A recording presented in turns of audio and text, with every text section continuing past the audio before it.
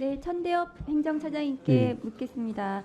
처장이 서울에 관사를 운영하는 행정기관이 없다는 거 알고 계신가요? 예, 그렇게 알고 있습니다. 서울뿐만이 아니라 수도권에도 관사를 운영하는 행정기관은 거의 없다시피 합니다. 예, 일부 철야 밤샘 업무를 해야 하는 비상대기 숙소를 운영하는 기관은 있지만 독립 아파트로 관사를 운영하는 곳은 거의 없다고 봐야 합니다. 예, 그런데 법원은 아직도 서울에 관사가 있더라고요. 예, 서울과 수도권에 무려 61곳의 관사가 운영되고 있습니다.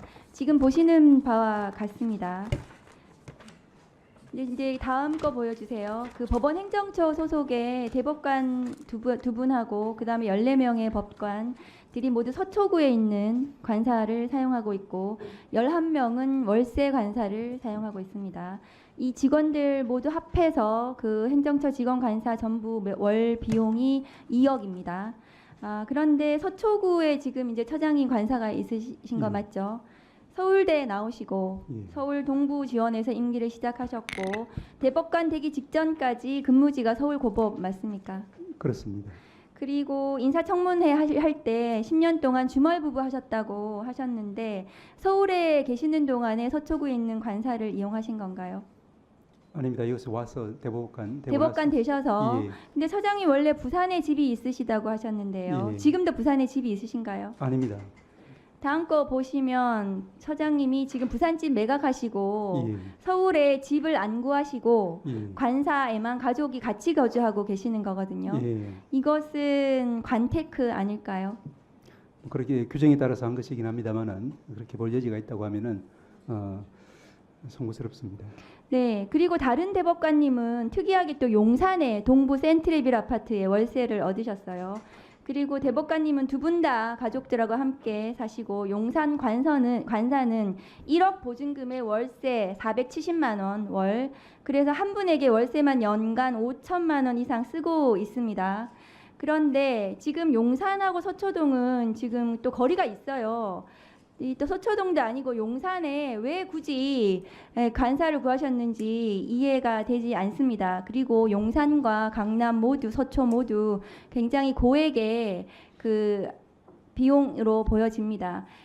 이 지금 용산에 관사 얻으신 대법관님은 다음 거 보여주세요. 마포구에 작년까지는 배우자 명의 전세로 임차 아파트가 있었는데 임차 해지하고 관사로 가족이 모두 들어가셨거든요. 근데 이것은 관테크로 국민들이 볼 여지가 있습니다. 예, 그런데 법원 관사 내규를 제가 봤거든요. 다음 거 보여주세요. 그 관사 내규가 좀 허술하게 되어 있습니다. 그리고 관사를 누구에게 어떤 기준으로 관사를 지급해야 된다는 근거 규정도 없고, 그런데 경찰 관사 규정을 한번 보시면 경찰은 서울에 경찰청장 한 명의 관사가 있습니다. 그런데 굉장히 꼼꼼하게 3가지 규정이 있습니다. 제가 보기에는 이 법원 관사 규정도 제대로 구체적으로 규정을 하셔가지고 정말로 필요한 부분만 관사가 지급이 돼야 된다고 생각합니다. 그리고 대법관들께서는 사실 연봉이 굉장히 많으시잖아요. 이런 분들까지 서울의 가족 모두 관사에 거주하시는 것은 국민의 혈세가 그것이 관사로 뭔가 낭비되고 있는 것이 아닌가 하는 의구심이 있습니다. 지금 다음 거 보여주시면 법원 행정처가 예산의 독립을 좀 주장을 하셨어요. 다음 거 보여주세요. 아닌가요? 당시에 최근에 지금 이제 법원 행정처가 사법부 독립성, 자율성 보장을 위한 예산안 편성 절차 개선 방안 연구 정책 용역 보고서에 보시면 이 중에서 이제 사법부의 예산 독립을 좀 주장을 하신 게 있습니다. 그런데 이렇게 관사를 방만하게 지금 서울 수도권 보시면은 수도권 관사가 61채고 그래서 무려 이제 39억 7천만 원의 매입 비용, 임차 비용이 지금 지급이 되고 있습니다. 월세는 3억 6천만 원이고요. 그러면 이 사법부의 예산 독립 관련해서도 이 예산 독립을 저희가 국회에서도 국회 차원에서도 이것을 인정해 드리기가 굉장히 어렵다 이런 말씀을 좀 드리고 싶습니다. 그 다음으로 지금 아까 재판 지연 관련해서 계속해서 지금 국민의힘 의원들께서 얘기를 하셨는데요. 차장님께 묻겠습니다. 지금 법관들의 각급 선거관리위원회 겸직 현황 보여주세요. 그 재판 적체, 재판 지연 굉장히 심각한데 중앙부터 시군구까지 선거관리위원회 모두 지금 법관들이 들어가 있는 형편입니다. 맞습니까, 차장님? 예, 맞는 것 같습니다. 지금 법관 정원의 9% 가까이가 각급 선거관리위원회에 들어가 있고 수당도 받고 회의도 참석하고 이 중에서 지금 서울선관위의 김정중 위원장님, 중앙지법 법원장님이신데요. 올해 4월에 7번을 출석을 하셨어요. 선관위에. 그리고 서초선관위의 신용무 위원장님, 동부지법 부장판사님이신데요. 4월 한 달만 8번 위원회 회의 출석하셨거든요. 그러면 이분들이 그 대법원에서 혹은 동부지방법원에서 재판 업무에 좀 집중할 수 없는 게 아닌가 싶습니다. 어떠십니까, 차장님? 예, 현재 법관이 그 선거관리위원장을 맡고 있긴 한데요.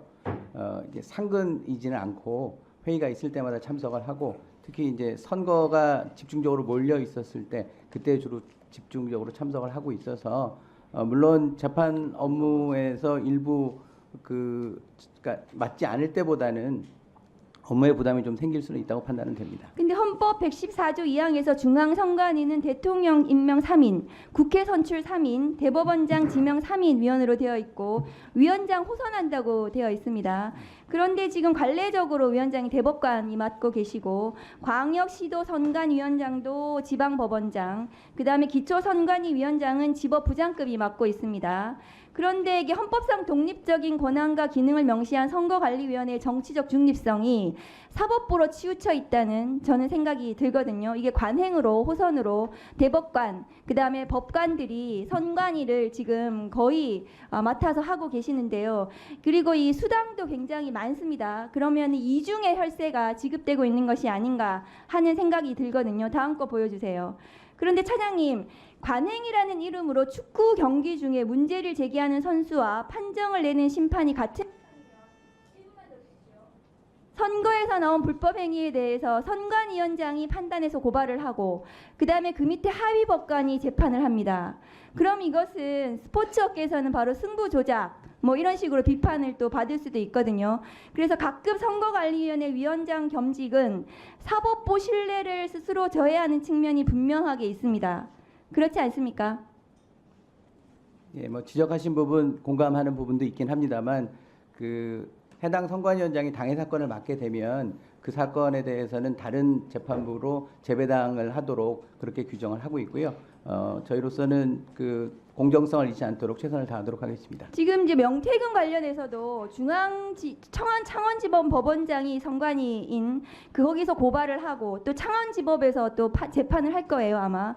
그러면 이것은 굉장히 공정한 재판이 좀 될 수 있겠는가 하는 의구심이 있습니다.